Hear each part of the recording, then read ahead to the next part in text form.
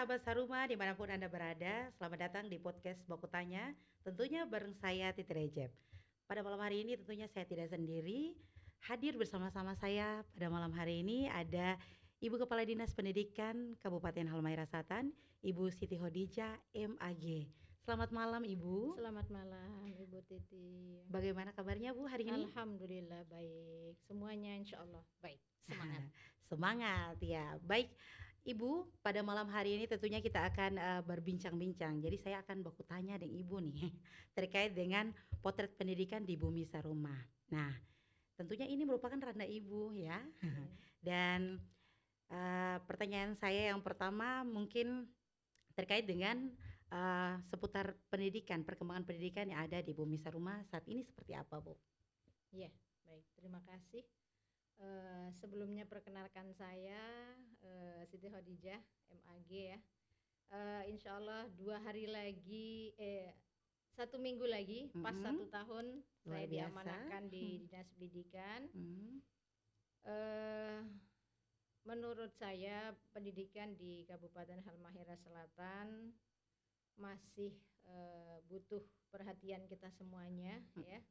Kita harus memahami semua, menyadari semua bahwa ini PR kita semuanya, dan apapun kontribusi yang bisa kita berikan, mari kita berikan untuk pendidikan di Kabupaten Halmahera Selatan.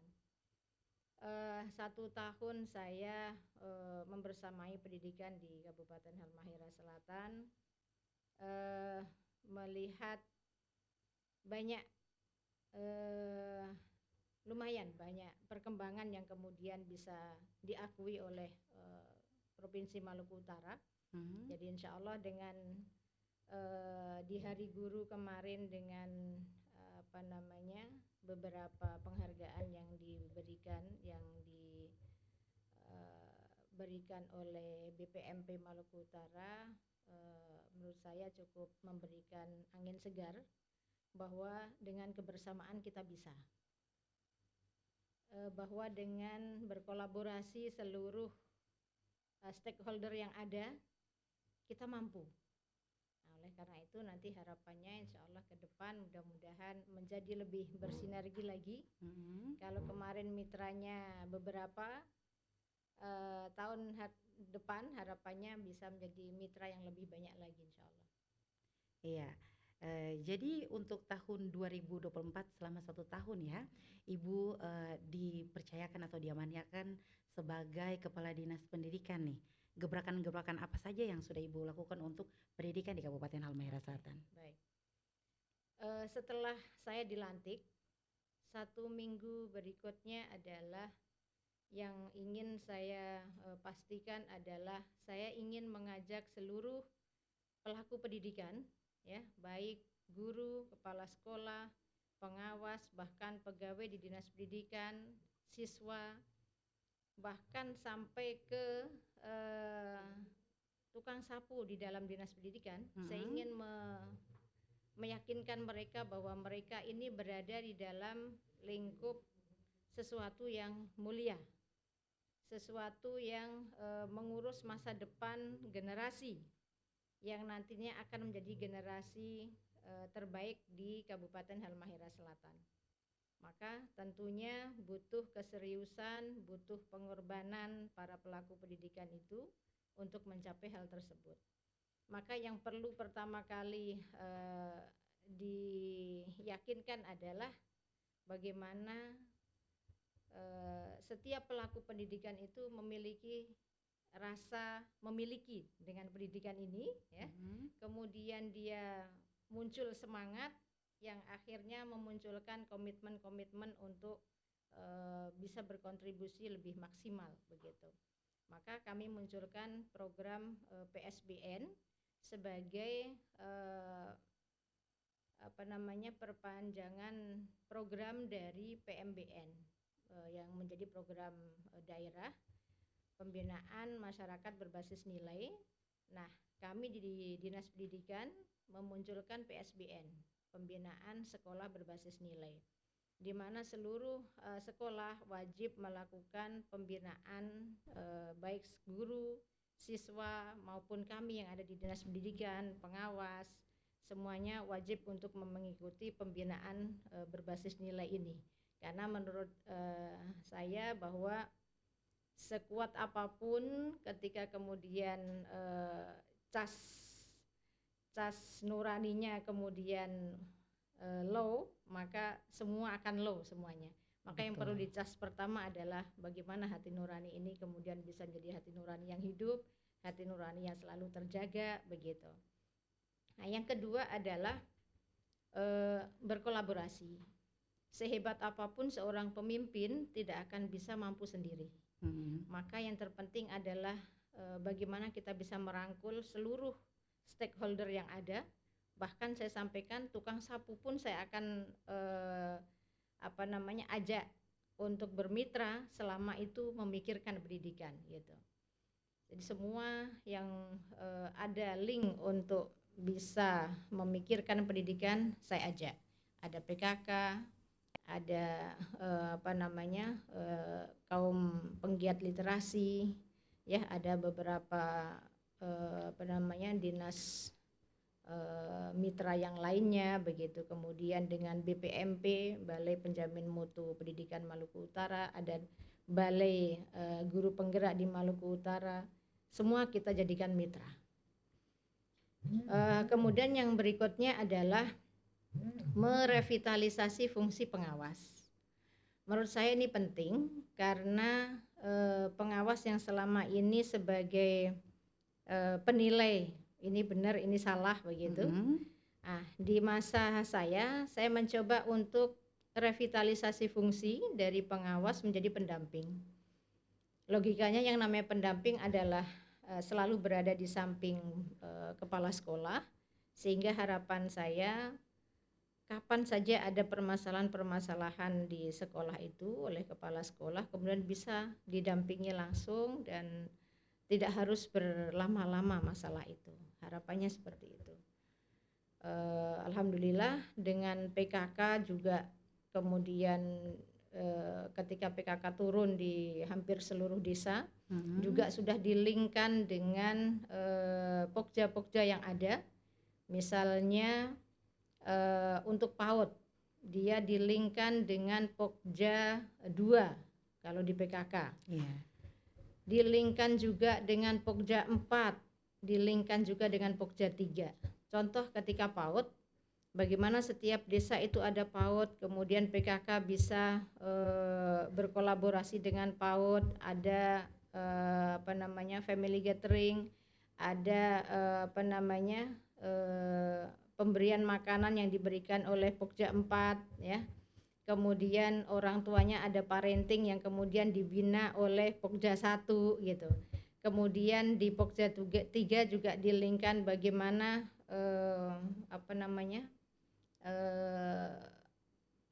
perkebunan itu, ya, itu bisa ditaruh di pinggir sekolah sehingga bisa menjadi sumber belajar untuk anak-anak. Nah, ini alhamdulillah di Halmahera Selatan itu sudah ada, sudah terjadi. Jadi termasuk mitra kami juga PKK itu, gitu. Kemudian yang tidak kalah pentingnya adalah peningkatan kualifikasi guru. Ya, Bu Titi, perlu kita ketahui bahwa di Halmahera Selatan ini masih lumayan banyak, ya. Masih ada 1.000 lebih tenaga pendidik kita yang belum sarjana. Ya, betul sekali, Bu, ya. Ya. Saat ini juga saya memperhatikan betul ada beberapa guru yang tidak sarjana sehingga menghambat guru-guru tersebut untuk ikut tes P3K betul, juga, ya, Bu, ya. Betul. Terus Ibu sebagai Kepala Dinas Pendidikan, apa yang Ibu lakukan? Ya, baik. Yang pertama memang tidak bisa dipungkiri bahwa kualifikasi pendidik itu sangat berpengaruh pada hasil kualitas siswanya. Iya, sepakat Oleh sekali, karena Bu. itu mau tidak mau, mampu tidak mampu, guru-guru yang belum sarjana ini harus berkualifikasi S1. Nah, dengan program dengan komitmen Pemda terhadap pendidikan yang begitu tinggi, maka di awal bulan Februari, jadi Desember akhir saya dilantik, bulan Februari kami sudah membuat MOU dengan Universitas Muhammadiyah Surabaya dalam program RPL, Rekognisi Pembelajaran Lampau. Ini adalah program oleh Kemendikbudristek yang hanya 2 tahun, tetapi mereka nanti sudah bisa diakui bisa sarjana. Pengalaman kerja selama ini ya, mereka adalah para guru yang sudah mengabdi sekian lama, kemudian difasilitasi oleh pemerintah daerah untuk bisa lanjut studi S1 di Universitas Muhammadiyah Surabaya.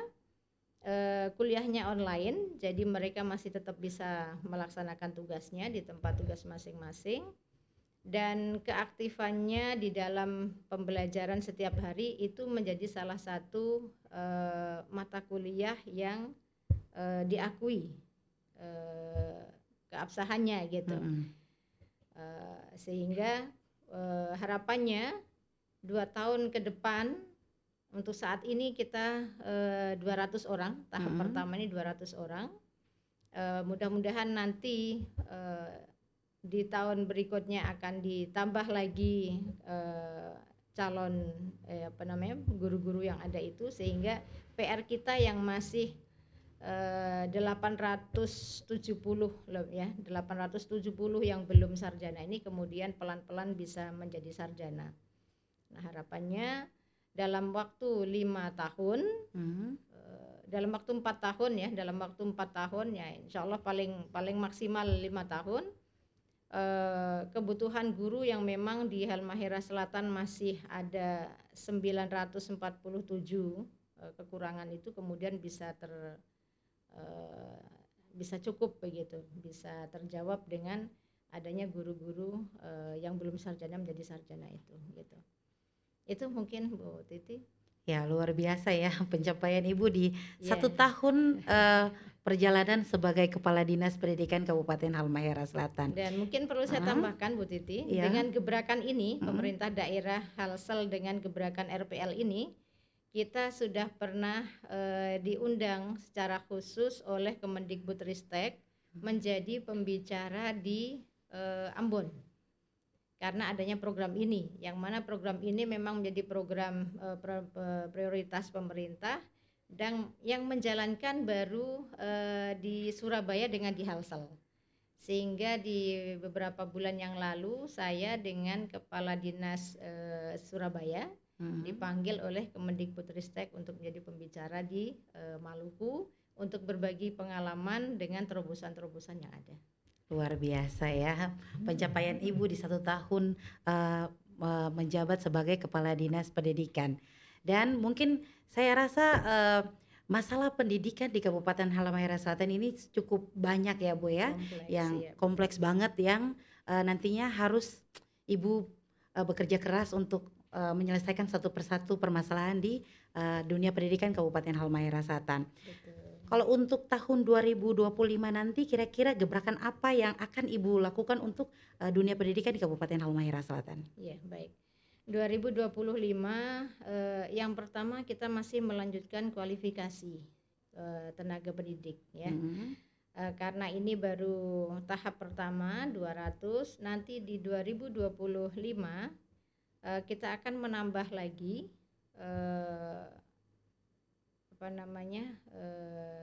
calon mahasiswa baru lagi dari para guru honor yang sudah ada selama ini. Di 2025 ini nanti sudah kami anggarkan itu ada tambahan 100 lagi. Jadi yang sekarang sudah jalan itu ada 200, kemudian dimasukkan lagi 100, ini 300, harapannya maksimal 2 tahun ke depan selesai begitu. Selain itu juga Pemda masih menganggap penting ya dengan memastikan alumni SMA kemudian mereka bisa lanjut sehingga tetap ada beasiswa insyaallah ya. Untuk tahun ini ada 1015 yang mendapatkan beasiswa pemerintah daerah. Luar biasa. Untuk di Halsel 2 kampus full beasiswa ya, kampus Unsan dengan Staya. kemudian juga ada yang umum, yang kuliah di luar itu juga ada 100, ditambah lagi di APBD perubahan ini ditambahkan lagi 258 mahasiswa lagi yang juga beasiswa Pemda, kemudian ada lagi kedokteran juga, kemudian juga ada lagi 50 guru-guru yang sudah mengabdi ini kuliah di UT juga mendapatkan beasiswa juga. Jadi totalnya ada 1015 ditambah dengan 258. Itu tahun 2024 ini yang mendapatkan beasiswa dari Halsel. Nah, 2025 yang pertama kita akan melanjutkan kualifikasi tenaga kependidikan.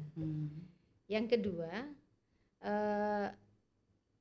tetap menjadi PR kita juga dalam sarana prasarana. Tidak bisa dipungkiri karena memang Halmahera Selatan ini sangat luas dan sangat banyak, sehingga di sini diperbaiki, di sana rusak begitu ya, di sana Betul sekali, mulai Bu. hancur dan sebagainya, dan itu memang ya seperti itu perputarannya ya memang, sehingga tidak bisa dipungkiri tetap ada peningkatan sarana dan prasarana.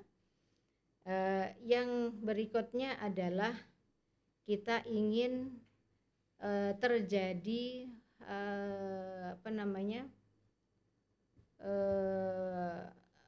efektivitas pengelolaan sekolah. Jadi selama ini nih kan karena posisi kita kepulauan ya, ada satu sekolah yang kemudian di situ SMP siswanya hanya sedikit gitu ya. Kemudian operasionalnya besar, kita harus menyiapkan guru juga banyak gitu ya. Maka kemudian belajar dari 1 tahun ini kami mencoba untuk memetakan sekolah mana saja yang bisa di merger gitu, sehingga efektivitas pembiayaan lebih maksimal begitu, tidak boros di operasional. Kita mencoba untuk memetakan itu, kemudian pemetaan guru. Tidak bisa dipungkiri memang guru di Halmahera Selatan ini kurang ya. Kalau dari data yang ada saat ini, SD ada 291 ya, kemudian SMP ada 120, kemudian ada PAUD 289, ada PKBM juga gitu. SD SMP ini masih kekurangan guru hampir 1000. Jadi kekurangan guru kita adalah 947. Jadi kalau ada istilah guru numpuk di kota itu tidak benar. Karena memang realitanya guru kurang. Bukan numpuk di kota, tetapi memang guru ini kurang. Nah, harapan kami makanya tadi kita mencoba untuk ada merger sekolah, sehingga dengan guru yang terbatas ini tetap bisa memberikan layanan yang maksimal ke sekolah-sekolah yang ada, ke siswa yang ada begitu Bu Titi. Iya, berbicara tentang pemerataan guru ya, Ibu. Yang saya dengar isu-isunya tuh banyak guru P3K tuh yang tidak bertugas sesuai dengan surat tugasnya. Bagaimana cara Ibu untuk mentertibkan semua ini agar bisa sesuai dengan yang di surat tugasnya itu, Bu? Jadi bertugas sesuai dengan SK yang sudah ditentukan gitu. Baik. Di masa saya 1 tahun ini ya, penempatan P3K itu kami olah sedemikian rupa. Seandainya hari itu kami hanya berpikir yang penting SK keluar, maka dalam waktu 1 detik selesai, di close gitu, selesai. Di mana itu sudah ada tempat-tempatnya. Tetapi kami mencoba untuk mengolah si A ini tinggal di mana, sekolah mana yang dekat dengan dia, kemudian di sekolah itu butuh guru apa. Baru kemudian kami masukkan dia di situ. Ini yang di masa saya ya, di 1 tahun ini. Sehingga dari kenyataan yang ada, P3K di angkatan yang terakhir ini jauh lebih efektif, jauh lebih maksimal tempatnya, posisi dia di mana dia tinggal, di situ juga ada sekolah, dan yang paling dekat dengan tempat tinggalnya itu bisa meminimalisir terjadinya tidak bertugas di situ. Nah, bagi yang angkatan sebelumnya yang kemudian si A di mana, tugasnya di mana, jauh dan sebagainya, ketika ada yang datang ke kantor untuk meminta mutasi, saya sampaikan P3K ini beda dengan PNS. Kalau PNS itu ranahnya Pemda, tapi P3K ini ranahnya pusat, yang kemudian bupati pun dilarang untuk memindahkan itu gitu. Karena saya pernah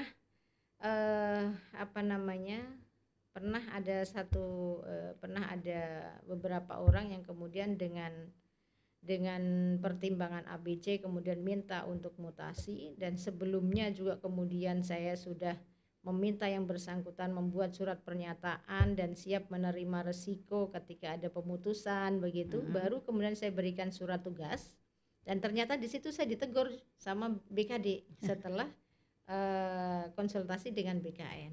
Nah, maka dari situ kemudian setelah ada teguran itu, saya panggil kembali yang 8 orang itu, saya panggil kembali dan saya batalkan untuk kemudian kembali ke tempat semula gitu. Nah, yang saya lakukan adalah saya me-warning ke kepala sekolah, pastikan P3K yang ada di dalam Dapodikmu itu ada di sekolahmu. Kalau kemudian tidak ada dan masih diakomodir terus, maka saya menganggap kepala sekolah ini yang kemudian sengaja untuk mempermainkan data, gitu. Nah, itu edaran demi edaran kami sudah kirimkan, harapannya bisa meminimalisir terjadinya hal-hal yang tadi Bu Titi bilang, gitu. Namun demikian ya, kasat mata kami sampai di mana ya sampai di situ. Adapun kemudian informasi ini itu yang kemudian tidak di tempat dan sebagainya, kami membuka diri untuk informasi itu bisa disampaikan ke kami sehingga kami bisa menindaklanjuti. Ya, jadi teman-teman Saruma yang melihat atau menemukan P3K yang tidak bertugas sesuai dengan tempat tugasnya ataupun Silakan tidak menjalankan tugas dengan baik, bisa dilaporkan langsung ya Ibu ya, ke Kepala Dinas Pendidikan atau langsung saja ke kantor Dinas Pendidikan Kabupaten Halmahera Selatan. Luar biasa Ibu Kadis, saya salut banget ya dengan gebrakan-gebrakannya. Semoga di tahun 2025 apa yang direncanakan bisa dapat terwujud, bisa dimudahkan ya Ibu ya. Dan saya bangga sekali ya Ibu ya dengan gebrakan Ibu yang tentunya memberikan kesempatan kepada guru-guru honorer untuk melanjutkan sekolah ke S1, bisa memudahkan guru-guru ini untuk dapat menjadi P3K di Kabupaten Halmahera Selatan. Betul.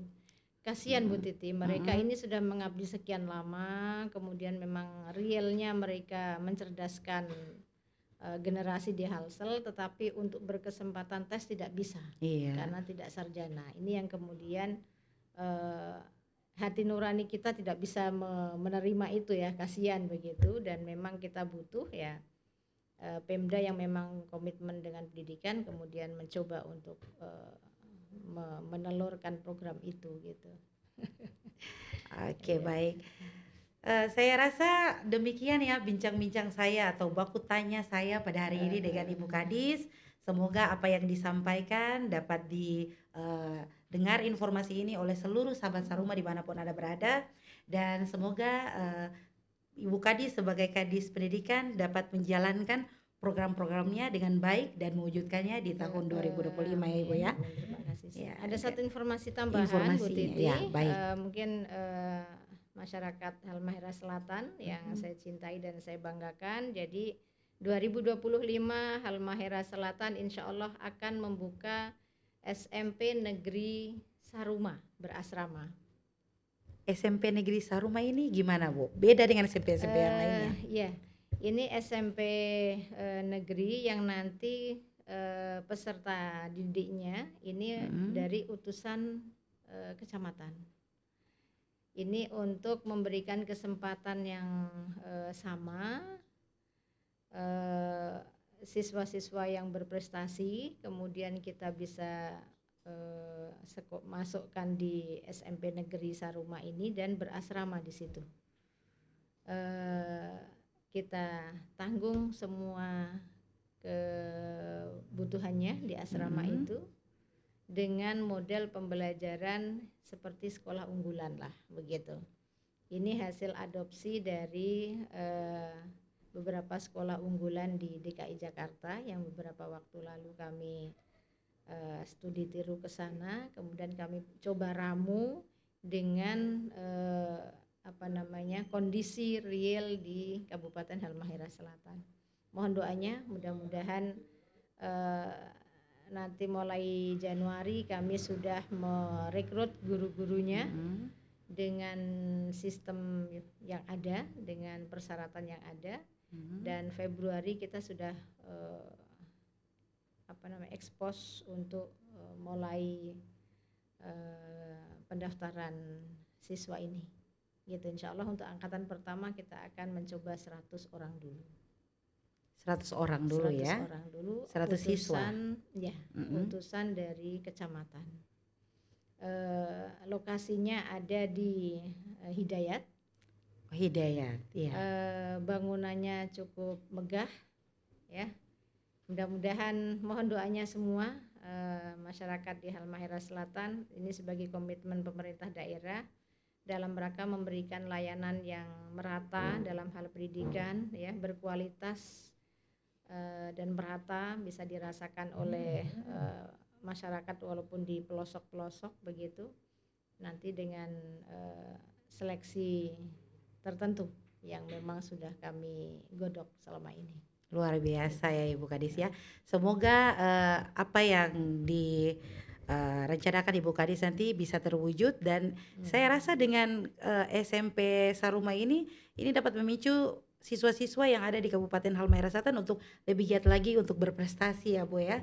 Luar biasa program Dinas Pendidikan Kabupaten Halmahera Selatan dan pemerintah daerah Kabupaten Halmahera Selatan. Baik Ibu Kadis, demikian bincang-bincang kita pada hari ini, baku tanya kita pada hari ini, dan tentunya sahabat Saruma jangan lupa untuk tetap saksikan nantinya di program podcast baku tanya selanjutnya, tentunya dengan narasumber kita yang lain lagi, dan pastinya pembahasan yang begitu menarik yang akan kita bahas di sini. Demikian, assalamualaikum warahmatullahi wabarakatuh dan sampai jumpa.